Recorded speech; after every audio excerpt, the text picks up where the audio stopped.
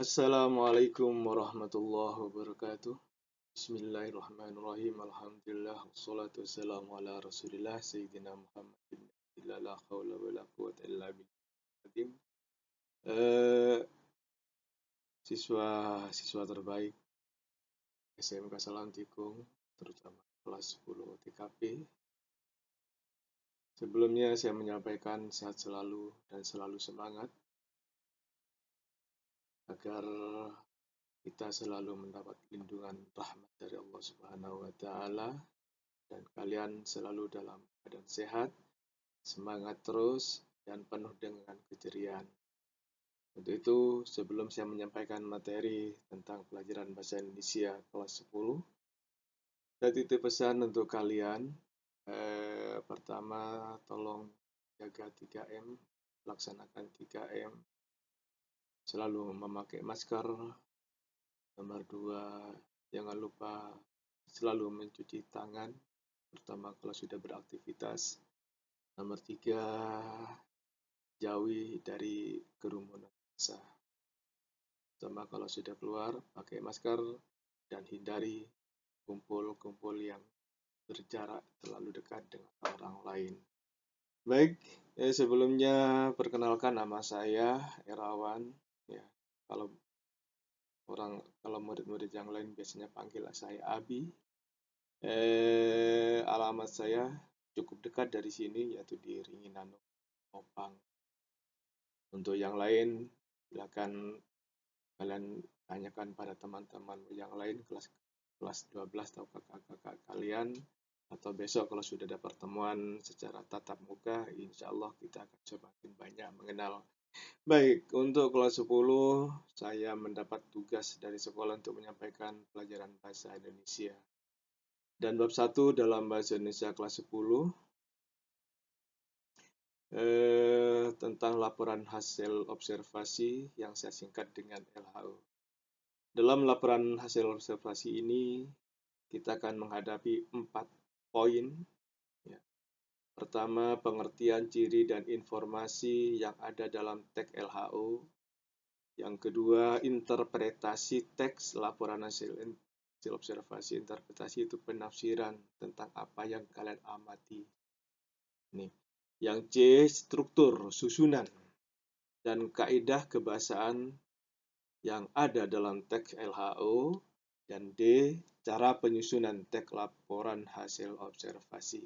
Ini materi yang akan kita bahas bersama secara bertahap.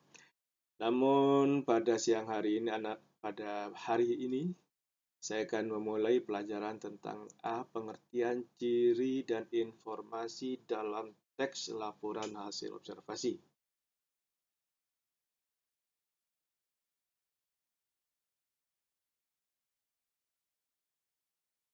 Baik, pengertian teks laporan hasil observasi dan ciri-cirinya. Teks LHO atau dalam bahasa Inggris disebut reports adalah report itu maksudnya laporan ya.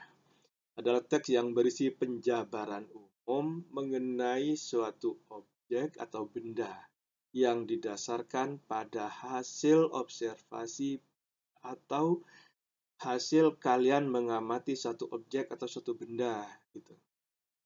Jadi kegiatan observasi merupakan kegiatan mengumpulkan data, mengambil data, mengumpulkan data atau informasi melalui hasil pengamatan yang kalian lakukan, terutama secara langsung atau meninjau secara cermat di lokasi dengan cara meninjau secara cermat di lokasi pengamatan.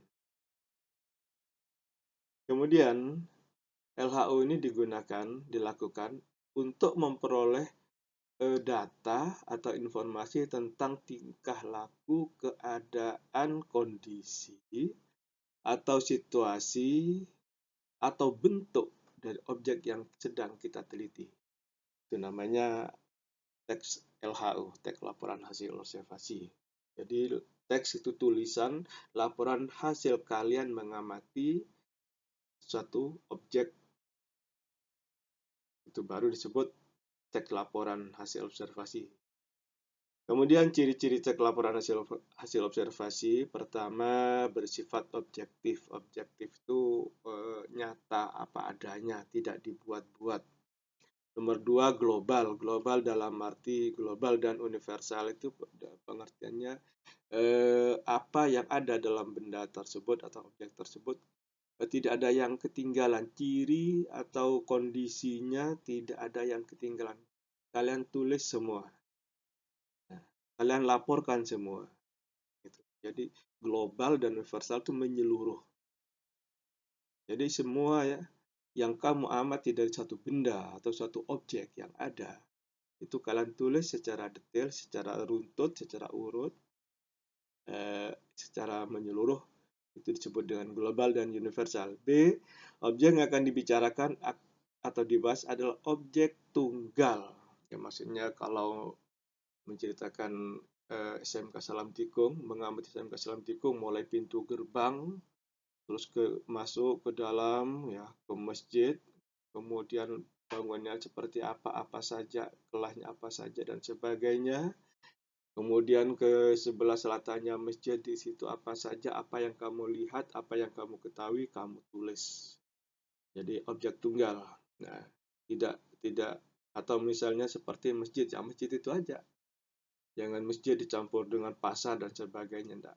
Satu objek kamu tulis, kamu amati, kamu ambil datanya, kemudian tulis dalam hasil akhir laporan hasil observasi. Yang C, ditulis secara lengkap dan sempurna. Oke, baik tata bahasanya, ejaannya itu ditulis secara baik dan sempurna. Sempurna itu maksudnya ejaannya apa itu tanda bacanya dan sebagainya, juga bahasanya dibuat objektif, dibuat sesuai dengan EYD. Nah, dengan ejaan yang berlaku. D, ditulis berdasarkan fakta sesuai dengan pengamatan yang telah dilakukan. Jadi tidak ditambah-tambahi. Ya, misalnya ruangannya 6 dibilang 9, itu enggak. Ya 6 ya 6. Kalau catnya hijau ya catnya hijau, jangan dibuat biru dan sebagainya. E, informasi teks merupakan hasil penelitian terkini yang sudah dibuktikan kebenarannya. Jadi bukan buatan kalian tahun kemarin yang mungkin sudah berubah bentuk dan jenisnya, maka laporan yang terkini, keadaan terkini, keadaan terupdate. Itu yang dimaksud dengan D. Kemudian F, tidak mengandung prasangka, dugaan, atau pemihakan yang menyimpang. Ya, maksudnya kondisi itu tidak dikarang-karang, ya, apa adanya lah, ya, tidak menunjukkan prasangka atau dugaan bahwa ini kemungkinan berbentuknya seperti ini, itu tuh dugaan, kata-kata kemungkinan, nah, atau prasangka itu apakah mungkin, nah, dan sebagainya. Jadi apa adanya. Nah, kemudian yang G, saling berkaitan dengan hubungan berjenjang antara kelas dan subkelas. Maksudnya antara benda tersebut dengan ciri-ciri yang dimiliki oleh benda tersebut itu selalu terkait, selalu berhubungan. Nah, biasanya dimulai dengan pengamatan umum dulu. Setelah itu kalian menjelaskan tentang kondisi dari masing-masing secara detail dan secara berurutan. Inilah sekedar pengertian teks laporan dan ciri-ciri yang dimiliki dalam teks laporan hasil observasi. Kemudian informasi yang terdapat dalam teks laporan hasil observasi yaitu merupakan fakta yang ditemui melalui objek yang kita amati. Fakta adalah peristiwa yang benar-benar terjadi dan benar-benar ada. Kalau dibuat-buat bukan fakta, tapi namanya fiktif. Jelas ya? Kalau fakta itu benar-benar ada dan benar-benar terjadi, tapi kalau dikarang itu namanya fiktif. Fakta menunjukkan kebenaran informasi, otomatis ya. Fakta merupakan pernyataan yang tidak terbantahkan kebenarannya karena memang benar-benar ada benda atau objeknya dan bentuknya memang seperti itu. Pernyataan tersebut merupakan atau berupa kalimat yang ditulis berdasarkan kenyataan, peristiwa atau keadaan yang benar-benar terjadi dan disampaikan secara objektif. Itu sudah jelas bahwa pernyataan yang kita buat dalam LHO benar-benar ada apa adanya dan tidak dibuat-buat. Objektif berarti dapat ditangkap oleh indera dan mengandung kepastian. Maksudnya indera itu mungkin bisa dirasakan, bisa diraba, bisa dilihat, bisa diamati, dan sebagainya. Itu indera. Oke, mudah-mudahan kalian sudah memahami. Kita lanjut pada materi selanjutnya, karena nanti ada tugas yang harus kalian kirim, hasil tugas kalian yang harus kalian kirim ke Google Classroom untuk kelas 10 Bahasa Indonesia. Sekarang kembali kita lanjutkan pada materi. B. Interpretasi. Interpretasi itu penafsiran teks laporan hasil observasi. Penafsiran itu, interpretasi itu ada dua, yang berbentuk interpretasi tentang ringkasan. Kalau sudah ringkasan itu kan hanya diambil penting-pentingnya saja, itu termasuk bagian dari interpretasi atau ringkasan. Ya, ringkasan itu. Yang kedua, simpulan. Ringkasan dan simpulan itu merupakan bagian dari interpretasi. Karena pada saat kalian membuat ringkasan dan simpulan, kalian sudah tidak ada lagi di tempat, tapi kalian melihat pada hasil laporan yang telah kalian buat secara lengkap. Dari sana diambil ringkasannya apa dan simpulannya apa. Itu yang B. Yang lanjut. Baik, yang ketiga, ya, langkah-langkah meringkas. Ya, dalam langkah-langkah dalam meringkas teks LHO, pertama memahami isi teksnya. Makanya kalau sudah kalian tulis, pahami betul, baca 1, 2, 3 kali ya, sampai betul-betul paham. Kemudian cari pokok-pokok informasi dalam teks. Biasanya dalam setiap paragraf ada kalimat pokok di situ yang merupakan kalimat umum. Itu kalian ambil, kalian kumpulkan, nanti akan menjadi satu ringkasan. Kemudian kalau sudah mengembangkan pokok informasi yang telah kalian tulis sesuai dengan nalar kalian. Ya, sesuai dengan nalar kalian. Jadi sudah pokok-pokoknya itu, yang setiap paragraf ada satu pokok kalimat, ada kalimat umum atau kalimat utama.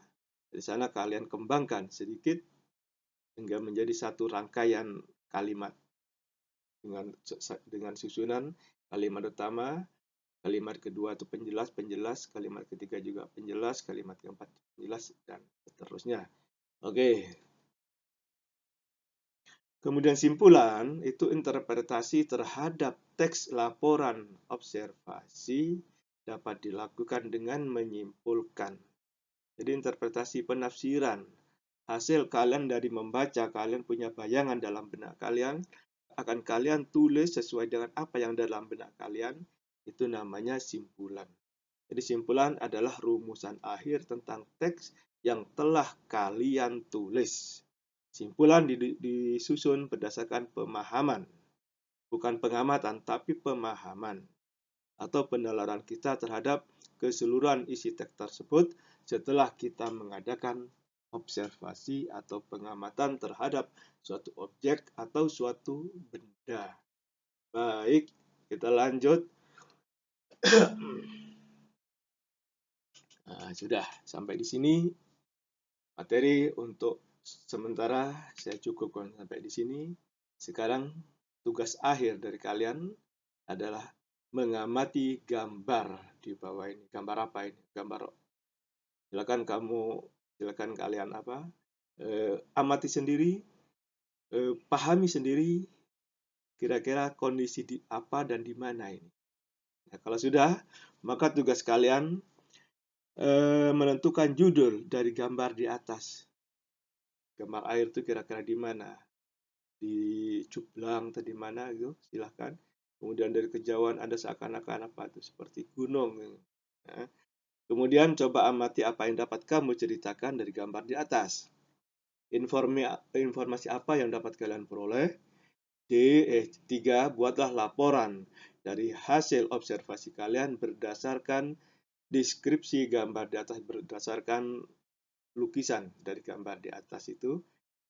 4. Hasil laporan silakan kalian kirim ke grup Google Classroom yang nanti akan saya share dalam grup kelas.